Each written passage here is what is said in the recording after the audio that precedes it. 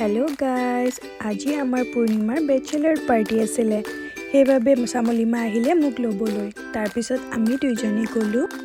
খানা আনিবলৈ একচুয়ালি এবাৰ আমাৰ দুজনীৰ ওপৰত অলপ দায়িত্ব পৰিছিল এয়া আমি এইজনী আমাৰ কইনা আহি পাই গ'ল আৰু আমাৰ এই কইনা ড্ৰাইভাৰ দেই কইনা ড্ৰাইভাৰ উঠাইলে আহিছে ৰেপিডো ড্ৰাইভাৰ দাদা এয়া তাৰ পিছত আমাৰ লগৰবোৰো আহি পাই গ'ল আৰু আমি ফাইনেলি ডেষ্টিনেশ্যন পালো এজনীৰ কাৰণে ৰৈ যে কিমান দেৰি হ'ল তাৰ পিছত এয়া আমি পাই গ'লো হোমষ্টেটো চাওকচোন হোমষ্টেটো বৰ ধুনীয়া দেই কেতিয়াবা আপোনালোকৰো যদি এনেকুৱা পাৰ্টি থাকে বা কিবা বাৰ্থডে পাৰ্টি হওক যি পাৰ্টিয়ে নহওক ল'ব পাৰিব বিৰাট ভাল লাগিলে হোমষ্টেটো তাৰ পিছত এয়া কইনাৰ মেকআপ ষ্টাৰ্ট আৰু তাৰ পিছত আমি কৰিলো অলপমান ডান্স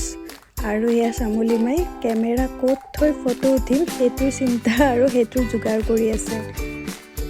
কাৰণ ছোৱালী মানুহৰ কাৰণেতো ফটো ৰিলছ এইবোৰেই মেইন ন এয়া চাওক আমি সকলোৱে ডান্স কৰি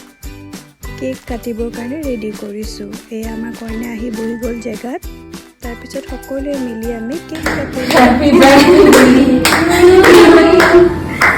ব্ৰাইটটো কি গাব লাগে মই আচলতে নাজানো সেইকাৰণে মই এনেকৈ যা তাকে গাইছোঁ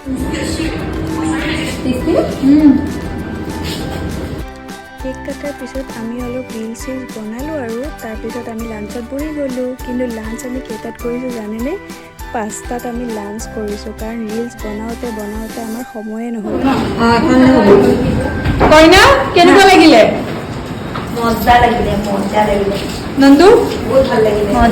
মজা ন মজা লাগিলে বহুত ফূৰ্তি কৰিলোঁ বহুত নাচিলোঁ এতিয়া খালোঁ আৰু এতিয়া খাম এতিয়া খালোঁ আৰু এতিয়া খাম